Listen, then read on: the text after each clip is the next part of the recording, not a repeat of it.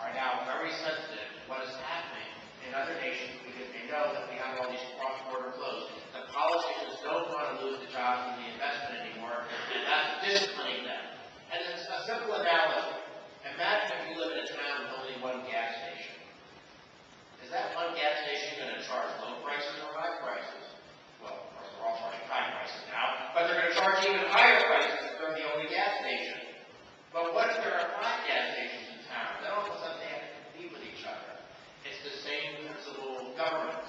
If governments know that taxpayers are captive, are they more likely to tax at high rates or at reasonable rates? Of course they're going to charge a tax at high rates. But when governments know that people can move across borders, or at least when they know that their money can move across borders, then politicians are more responsible. So here's some of the good news we're seeing around the world. We now have 25 nations with flat tax systems. We have more than 30 nations with some form of personal retirement accounts. We have examples of countries like Slovakia, Ireland, New Zealand, and Canada that have dramatically reduced the burden of government spending by more than 10 percentage points as a share of GDP. And we're also seeing other positive changes in tax systems, not just flat taxes, but nation-slashing tax rates. Let's look at some of this data now. I know I'm coming close to the end of my time, and for me, I think he's really Swiss, not Lithuanian, because he believes in running a tight ship here. Here's the number of flat tax jurisdictions. When I first came to Washington, there were only 3. Now there are 25. Again, it's not because of me, it's because of tax competition. Tax rates have dropped dramatically. If you look at OECD nations, the average top personal tax rate in OECD nations used to be more than 67%. Now it's down close to 40%. That's a more than 25 percentage point reduction. Corporate tax rates used to average about 48%. Now they're down to 27%. Now politicians love to bash companies. I mean, corporation bashing is a rich political tradition. But politicians are being forced by tax competition, by competition between governments to lower tax rates. Here's the average top tax rate in OECD countries. Look at that incredible drop. And if we add 2008, you see it down by another 3/4 of a percentage point. Here's corporate tax rates. I was too lazy to make another chart, but 48% down to 28%. That's really remarkable. The average politician, corporations don't vote, and so they love to impose mandates, regulations, and taxes on companies, but because they know now that companies can move their activity across borders, now politicians are being a lot more responsible. Now, let me go ahead and begin to close up by talking about some things that are relevant to Lithuania. What's the role of the European Union? Well, it's good and it's bad. The good part is that you're in a giant free trade zone, and that free trade zone, of course, makes it easier for those resources to cross borders. So when you're competing with another European Union member nation, you have to be very sensitive to that. So if Estonia keeps dropping its flat tax rate, Lithuania better keep dropping its flat tax rate. When other countries are reducing the burden of regulation, like when Denmark completely deregulated its labor market and got rid of all these government controls and regulations, that should put pressure on Lithuania to do the same thing. But on the minus side, there is a lot of pro-harmonization, anti-government-to-government competition mentality in Brussels. And whether they're trying to harmonize tax rates or harmonize regulations, when governments get together and all agree that we should have a certain level of regulation or taxes, what is that? That's called being a cartel. And cartels aren't good when OPEC does it, with all the oil-producing nations, and cartels aren't good when governments get together and do the same thing.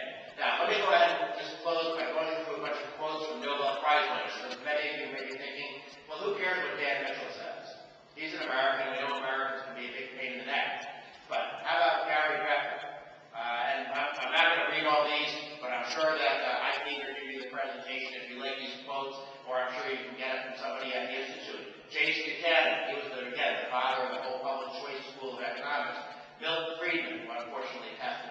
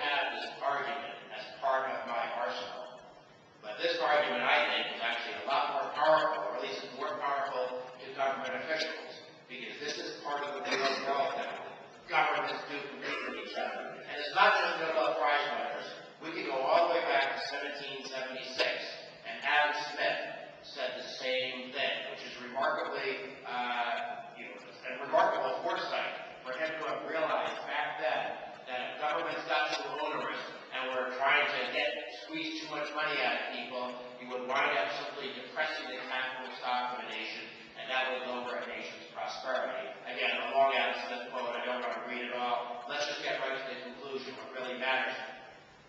Competition between governments is both theoretically and empirically desirable.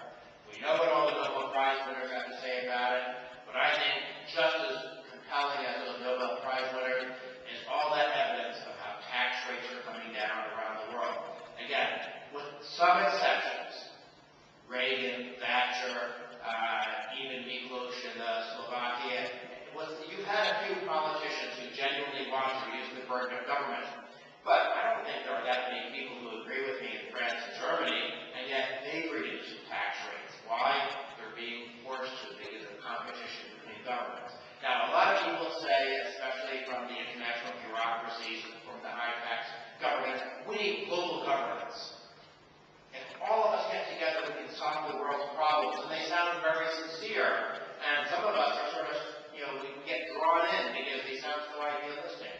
But global governance is simply a shortcut to a cartel of governments. We have a cartel of governments with one-size-fits-all policies. It will be as bad for taxpayers as OPEC is for consumers. And so when Lithuania is looking at what to do before the election, after the election, I don't know Lithuanian politicians, so I certainly can't comment on that. But I know one thing for sure. Whoever wins your elections, just like whoever wins the U.S. elections, if tax rates go up, prosperity goes down. If the burden of government spending goes up, if regulation goes up, it simply means that those resources that are out there, that are very geographically local, they're going to decide, well, instead of Lithuania, we're going to Ireland. Instead of Lithuania, we're going to Estonia. There are dozens and dozens of countries around the world that are rolling out the welcome mat and trying to make investors and entrepreneurs feel as welcome as possible. So if you're in a country that's going to move in the wrong direction, and this is where the U.S. is going to be, I'm afraid, if you're in a country that's raising the burden of government, you are going to lose out. And when you lose out, who loses out the most? The people on the lower rungs of the economic ladder. One of the great challenges I have, and I'll make this my final point, one of the great challenges I face is trying to make people understand that when you wind up trying to impose policies designed to penalize successful people are clever, or at least they have clever advisors. They figure out how to escape those burdens. When you wind up putting in those policies, the successful people wind up doing okay. It's the people who want to become successful that pay the highest price.